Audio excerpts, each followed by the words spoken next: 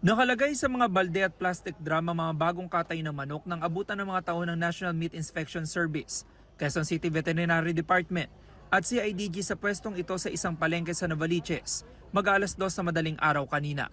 Kinumpiska ang mga manok na mishandled umano. Ang sabi nila, ang bawal yung galantina. Idukot naman yan. Dukot na. Polydress na po. Diyan lang naman ilagay, sir. Kahit dukot na. Sa labas ng palengke, hinarang naman ang tricycle na ito. Doon nadiskubre ang dalawang plastic na naglalaman ng galantina o yung mga bagong katay na manok na may lamang loob pa. Sabi ng bumili sa katayan, hindi niya alam na bawal ito. Ibebenta rin daw niya ang mga manok sa kanyang pwesto sa Caloocan. Hindi ko alam sir maawa naman kayo sa akin, laking bayaran for 7 mahigit, tapos maawa naman kayo sa akin.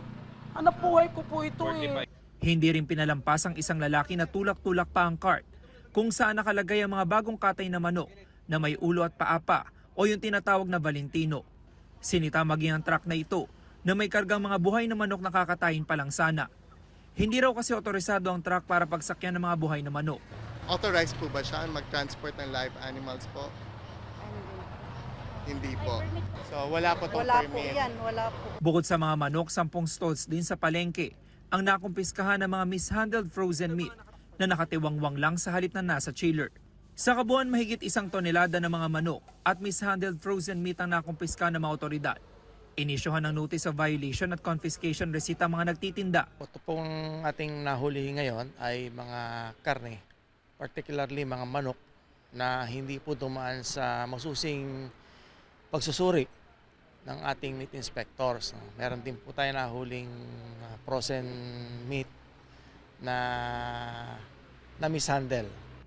Ayon sa Quezon City Veterinary Department, lubhang delikado kung makakakain ng mga mamimili ng ganitong klase ng karne. Mataas ang probability that they may have salmonella. Yung mga nakakakain po at hindi po maayos ang pagkaluto, pwede po siya magkaroon ng diarrhea, pagsusuka, sakit ng tiyan, and eventually po, it can cause death kung hindi na-address po yung dehydration, among others. I-issuehan din ng show cause order ang ilang katayan kung saan nagmula ang mga nakumpiskang manok. Ina-assure natin ang public na hindi tayo magpapabaya. Patuloy po natin itong imo-monitor at i-confiscate.